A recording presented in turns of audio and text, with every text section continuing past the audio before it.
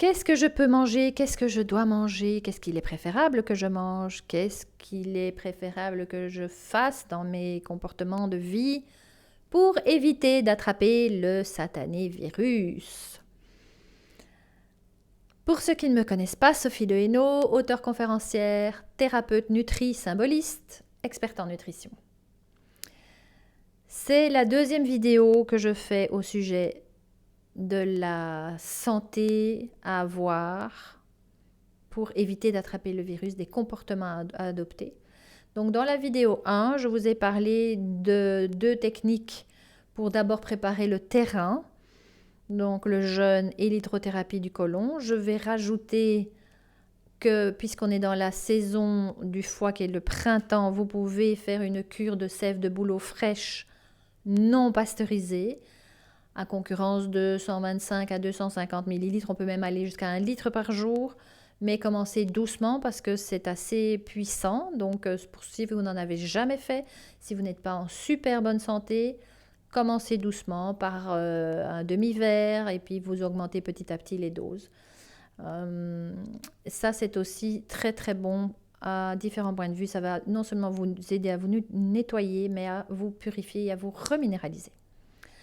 Alors, dans cette vidéo numéro 2, je vais vous parler des comportements de vie et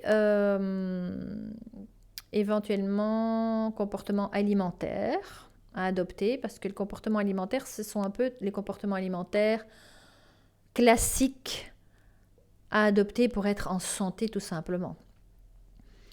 Donc en comportement alimentaire, eh bien, c'est éviter de manger tout ce qui est raffiné, éviter de manger du sucre, éviter de prendre des soft drinks, de l'alcool.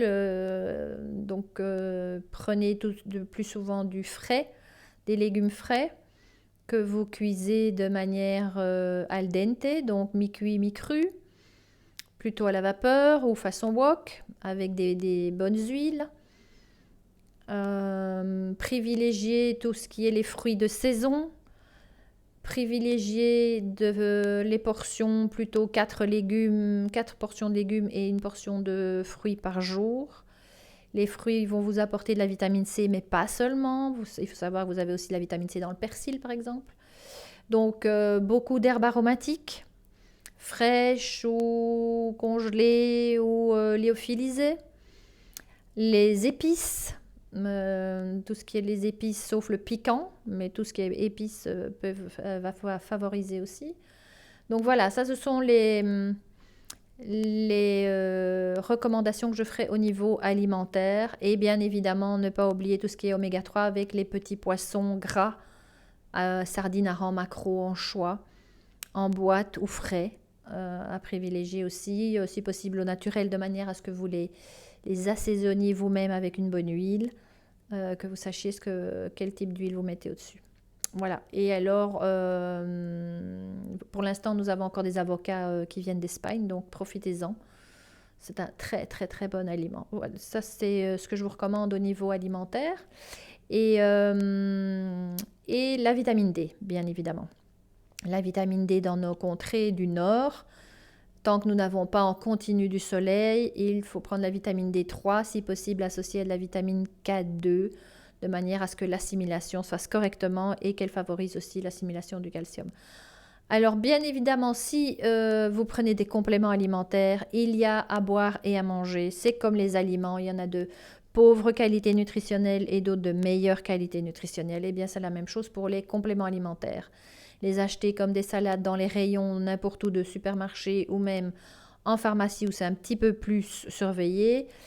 Allez voir des spécialistes de la santé, surtout des micronutriments, parce qu'il y a différentes formes afin non seulement de ne pas, que ce soit efficace pour votre corps et aussi de ne pas dépenser votre argent pour rien parce que vous n'avez pas été conseillé correctement. Ça, c'est ce qui est pour l'alimentation. Et pour les comportements de vie, évidemment, c'est l'hygiène. Alors, l'hygiène, on va parler des mains. Donc, tout ce qui, dès le moment où vous êtes dans des endroits où vous avez énormément de passages, pensez à vous laver régulièrement les mains, Soit vous avez des gels hydroalcooliques, soit vous fabriquez vous-même votre gel à base d'aloe vera, dans lequel vous mettrez des huiles essentielles antivirales, antibactériennes, genre tea tree oil, donc l'huile de l'arbre à thé. Vous pouvez, et à ça, vous pouvez associer des huiles comme le niaouli, ravinsara ou thym, linalool. Enfin voilà, ça aussi, vous avez tout ce que vous voulez sur Internet. Moi, je conseille une association de 2 huiles, dont l'huile de l'arbre à thé d'office, et y ajouter aussi de l'alcool dénaturé à minimum 70 degrés, 70 degrés. Si vous n'avez pas d'alcool, ben vous pouvez mettre de la vodka. Vous achetez une vodka de basse qualité, c'est pas grave, c'est de l'alcool. Et vous faites un mélange. Donc tout ça, c'est bien d'expliquer sur Internet comment fabriquer des gels désinfectants plutôt que de se ruer sur de nouveau du chimique dans les magasins. Alors, il faut savoir que les virus, en tout cas celui qui nous embête là pour l'instant, a une durée de vie qui peut aller jusqu'à 9 jours sur les supports. Et donc, c'est éviter de mettre ses mains à la bouche et mettre son doigt dans son nez, n'est-ce pas? Donc ça, c'est une des premières choses. La deuxième chose, c'est quand on se lave les mains, il faut compter minimum 20 à 30 secondes pour que les mains soient correctement lavées. Et donc, comptez 20, comptez jusque 20, comptez jusque 30. Passez bien entre les doigts, le dessus de la main, le dessous de la main, la paume, et surtout pour les ongles longs, en dessous des ongles, parce que les virus, les bactéries adorent se nicher en dessous des ongles. Le masque ne sert strictement à rien à partir du moment où vous n'êtes pas contaminé. Le masque sert à éviter de contaminer quelqu'un d'autre dès lors où vous êtes contaminé. Donc, concentrez-vous sur l'hygiène de vos mains. Et puis, le comportement le plus délétère qui puisse exister pour l'instant et qui est actuellement se répand comme pire que le virus, c'est la peur. La peur a la faculté de modifier votre système immunitaire. Le stress a la faculté de modifier votre système immunitaire. Donc, même si vous achetez des aliments corrects, même si vous achetez des compléments alimentaires, même si vous avez fait un jeûne, même si vous vous êtes nettoyé, mais que vous continuez à rester dans la peur et dans le stress, à un moment donné, vous allez déglinguer votre système immunitaire. Or, c'est la seule chose dont il faut s'occuper, je le répète, pour éviter d'attraper ce satané virus. Donc, c'est la gestion de la peur, absolument, qui est totalement irraisonnée. Dès le moment où vous avez une angoisse, dès le moment où vous sortez et que vous avez cette angoisse, commencez à rire, commencez à tirer la langue, à faire comme les enfants qui se retrouvent dans des situations où ils sont complètement paniqués, soit ils pleurent, soit ils sont en colère, soit ils crient, soit ils font des grimaces. Bien, faites la même chose, hein, mais sortez cette peur de vous, parce que c'est vraiment ça qui pour l'instant est le plus délétère. Ça, c'est vraiment... je trouve ça, je vais pas dire paniquant, mais presque, de voir à quel point les médias, les politiques ont cette façon d'instiller la peur dans les esprits. Alors, on est tous responsables, hein, comme j'ai déjà dit dans la première vidéo, on est 100% responsables. Et donc, c'est à vous à ne pas vous laisser attraper par ça. Ne cédez pas à la panique, s'il vous plaît. Des épidémies, il y en a déjà eu et il y en aura encore.